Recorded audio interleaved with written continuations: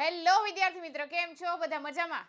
તમને બધાને ખ્યાલ જ હશે કે વાર્ષિક પરીક્ષા ખૂબ નજીક આવી રહી છે અને તમે બધા ગામમાં ગોતી રહ્યા હશો કે વાર્ષિક પરીક્ષામાં કેટલા માર્ક્સનું પૂછાવાના છે, કયા ચેપ્ટરમાંથી કેવા ક્વેશ્ચનો પૂછાશે અને સાથે સાથે સેમ્પલ પેપર ક્યાંથી ગોતવું, બરાબર છે? તો આ દરેક વસ્તુ હું લઈને આવી છું. હું છું સંગીતા ભંડેરી. અમારી યુટ્યુબ ચેનલ સ્ટડી માસ્ટરમાં આપ સૌનું ખૂબ ખૂબ સ્વાગત કરું છું. ધોરણ 12 જેની અંદર વાર્ષિક પરીક્ષાની બ્લુ પ્રિન્ટ આજે હું તમારા સમક્ષ લઈને આવી છું, બરાબર છે? જેની અંદર આપણે ચેપ્ટર વાઇઝ ગુણભાર પણ જોવાના છીએ અને સાથે સાથે એક સેમ્પલ પેપર પણ લાવ્યા છીએ, બરાબર છે? તો સૌપ્રથમ આપણે જોઈએ કે આ લેક્ચરની અંદર આપણે કઈ કઈ વસ્તુ જોશો તો કે પ્રશ્નના કયા પ્રકારના ક્વેશ્ચનો પૂછાય છે, એનું માળખું કેવું હોય છે, કયા ચેપ્ટરમાંથી કેટલું પૂછાય છે, કયા ચેપ્ટરમાંથી કેટલું પૂછાય, નમૂનારૂપ પ્રશ્નપત્ર, આ દરેક વસ્તુની વાત આપણે કરવાના છીએ, બરાબર છે? તો પહેલો પોઈન્ટ, પ્રશ્નનો પ્રકાર, કેવા પ્રકારના પ્રશ્ન પૂછાય, બરાબર? તો સૌથી પહેલા આપણને એ ખ્યાલ છે કે 100 માર્ક્સનો પેપર હોય છે આપણું વાર્ષિક પરીક્ષાનું, 100 માર્ક્સનું પેપર, એમાંથી 50 માર્ક્સના તમને બહુ વૈકલ્પિક ક્વેશ્ચનો હોય છે, એટલે કે એમસીક્યુ હોય છે. કેટલા? તો કે 50, કે જેની અંદર તમને ક્યાંય અથવામાં ક્યાંય ક્વેશ્ચન આવતો નથી. દરેક ક્વેશ્ચન એટલે કે 50 એમસીક્યુ કમ્પલસરી હોય છે. ઓકે, હવે આપણે આગળ વાત કરીએ પાર્ટ બી ની, એટલે કે થિયરી પોર્શનની, બરાબર છે? તો થિયરી પોર્શનની અંદર ટૂંક જવાબી ક્વેશ્ચનો, બરાબર છે, શોર્ટ આન્સર વાળા, કે જે તમને વિકલ્પ સાથેની સંખ્યા છે 8 અને વિકલ્પ વગર, બરાબર છે, કેટલા છે તો કે 12 ની સંખ્યા, બરાબર? ટોટલ ગુણ છે 16, એટલે કે કેટલા આપણે જોવા જઈએ ને તો 2 માર્ક્સના ક્વેશ્ચન થાય અને 2 માર્ક્સના કેટલા સવાલ પૂછાય તો કે 8 સવાલ પૂછાય. 2 માર્ક્સના 8 સવાલો એટલે 8 દુને 16 ક્વેશ્ચન, 16 ગુણ થાય. એના પછી છે 3 માર્ક્સના સવાલ, અહીંયા હું લખી દઉં છું, 2 માર્ક્સ, કિધર ગયા? યસ, ઓકે, ચલો અહીંયા આપણે લખી નાખીએ જેથી કરીને તમને ઈઝી રહે. આ છે 2 માર્ક્સના સવાલ, એના પછી છે 3 માર્ક્સના સવાલ અને એના પછી છે 4 માર્ક્સ.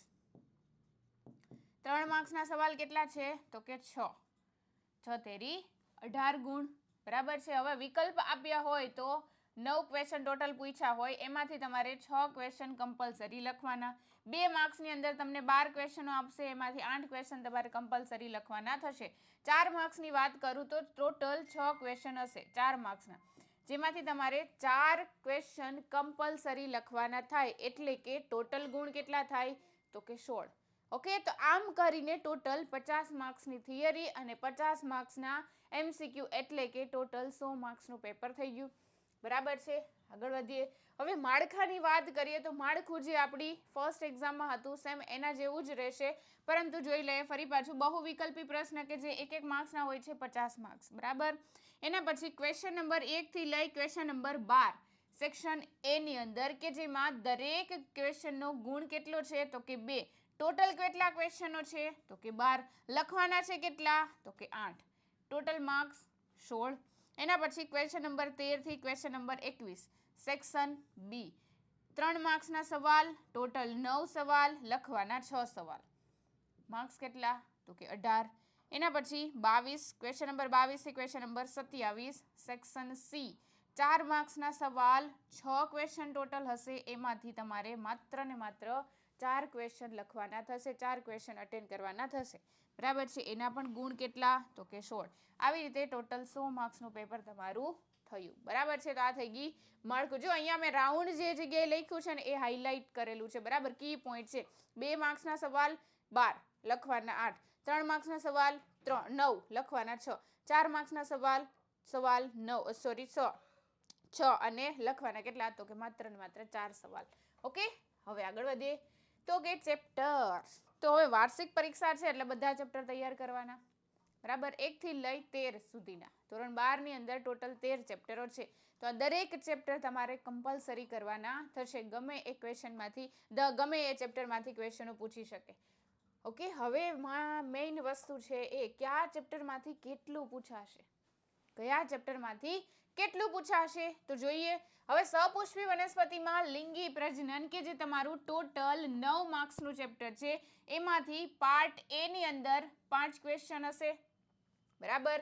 પાર્ટ બી ની અંદર કેટલા ક્વેશ્ચન હશે તો કે 4 ક્વેશ્ચન હશે. ઓકે, યસ, આપણે અહીંયા 9 માર્ક્સ થઈ ગયા. બરાબર. હવે માનવ પ્રજનનની વાત કરું તો માનવ પ્રજનનમાં પણ સેમ. પાર્ટ એ ની અંદર 2 ક્વેશ્ચન હશે અને પાર્ટ બી ની અંદર ટોટલ 7 માર્ક્સનું પૂછાશે. જો અહીંયા ક્વેશ્ચનના આંકડા નથી લખ્યા, માર્ક્સ લખેલા છે. પાર્ટ બી માં 7 માર્ક્સનું પૂછાશે અને પાર્ટ એ ની અંદર 2 માર્ક્સનું પૂછાશે. ઓકે, ચલો હવે એના પછી પ્રાજનનિક સ્વાસ્થ્યની વાત કરીએ કે જે ટોટલ 7 માર્ક્સનું ચેપ્ટર છે. એમાં 5 માર્ક્સના તમને MCQ પૂછાશે અને 2 માર્ક્સમાં તમારે વિભાગ બી માંથી, એટલે કે એમાં 2 માર્ક્સના સવાલ આવી જાય, 3 માર્ક્સના સવાલ આવી જાય અને 4 માર્ક્સના સવાલ આવી જાય. ક્લિયર? એના પછી વાત કરીએ આનુવંશિકતા અને ભિન્નતાના સિદ્ધાંતો કે જે ટોટલ 9 માર્ક્સનું ચેપ્ટર છે. આ 9 માર્ક્સ કઈ રીતે પૂછાય છે? તો જો અહીંયા MCQ ઓછા છે, ચેપ્ટર અઘરું છે, પરંતુ MCQ માત્ર ને માત્ર 3 જ પૂછાય છે, પરંતુ થિયરીની અંદર તમને 6 માર્ક્સની થિયરી પૂછાય છે. ક્લિયર? એના પછી જોઈએ આનુવંશિકતાનો આણ્વીય આધાર કે જે એ પણ 9 માર્ક્સનું ચેપ્ટર છે, જેમાં 4 માર્ક્સના MCQ અને 5 માર્ક્સની થિયરી પૂછાય. ઓકે, હવે ઉદ્વિકાસની વાત કરીએ કે જે 8 માર્ક્સનું ચેપ્ટર છે કે જેમાંથી 5 માર્ક્સ MCQના અને 3 માર્ક્સ થિયરીના. માનવ સ્વાસ્થ્ય અને રોગો કે જે ટોટલ 8 માર્ક્સનું ચેપ્ટર છે, જેમાંથી 2 માર્ક્સ, માત્ર 2 માર્ક્સ જ MCQને આપ્યા છે, એટલે કે 2 માર્ક્સના જ MCQ હશે. બાકીના જે 6 માર્ક્સ વધે છે જેમાંથી તમને શું પૂછાશે? થિયરી પૂછાશે. ક્લિયર? માનવ કલ્યાણમાં સૂક્ષ્મજીવો કે જે 7 માર્ક્સનું ચેપ્ટર છે, MCQ 4, થિયરી 3. બાયોટેકનોલોજી સિદ્ધાંતો અને પ્રક્રિયા ટોટલ 8 માર્ક્સ, MCQ 4 અને થિયરી પણ 4. બાયોટેકનોલોજી અને તેના પ્રયોજનો total 8 marks, MCQ 5, theory 3.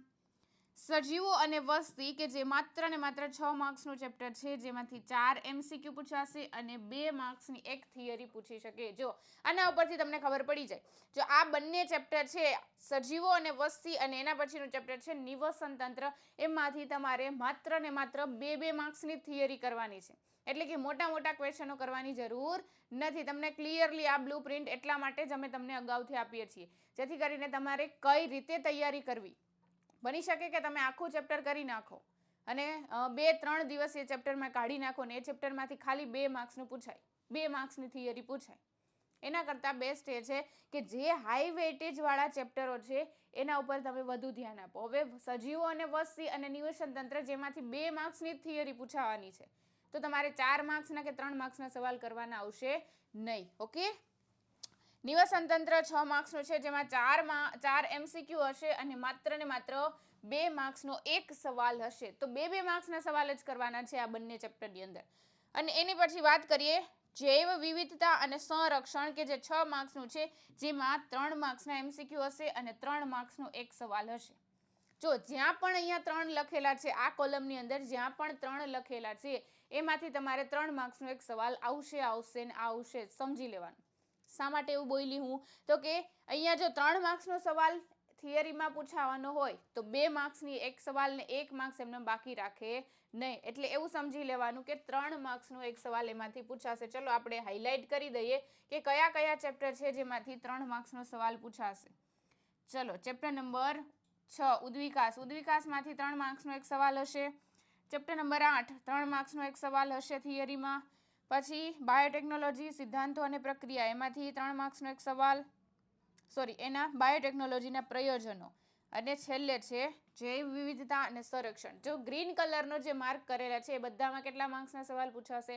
3 marks. એના પછી આપણે બીજું એક નિશાન કરી દઈએ જેથી કરીને તમને યાદ રહે. આપણે કહીએ બ્લુ નિશાન, બરાબર, 2 માર્ક્સ માટે. 2 માર્ક્સનો એક સવાલ ચેપ્ટર નંબર 3, 2 માર્ક્સનો એક સવાલ સજીવો અને વસ્તી ચેપ્ટર નંબર 11, 2 માર્ક્સનો એક સવાલ ચેપ્ટર નંબર 12. ક્લિયર? તો આવા 2 માર્ક્સના અને 3 માર્ક્સના સવાલ માટે હિન્ટ મેં તમને આપી દીધી છે. હવે તૈયારી શરૂ કરી દેજો, બહુ ઓછો સમય બચ્યો છે. ઓકે, ચલો હવે વાત કરીએ. ઓકે, ચલો યસ, નમૂનારૂપ પ્રશ્નપત્ર. બરાબર, તો અહીંયા આપણે વિભાગ એ મૂકવામાં આવ્યો છે. કયા ચેપ્ટરમાંથી કેવી થિયરી પૂછી શકે એ જોઈ લઈએ. જો વાદ પરાગનયન ક્યાં ભણ્યા છે? ચેપ્ટર નંબર 1 માં. લઘુ બીજાણુ જનન ચેપ્ટર નંબર 2. વંધ્યતા કોની અંદર ભણ્યા? ચેપ્ટર નંબર 3 ની અંદર. જાતીય સંક્રમિત રોગો chapter number 3. Nucleosome nucleoid chapter number 5. બરાબર. સમૂહમૂલક રચનાઓ ઉદ્વિકાસમાં ભણ્યા ચેપ્ટર નંબર 6.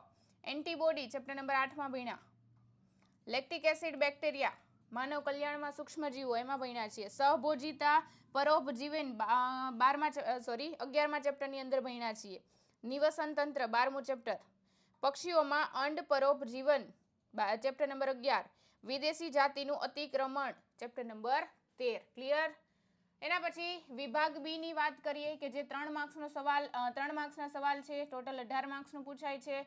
6 ક્વેશ્ચન લખવાના થશે. બરાબર છે.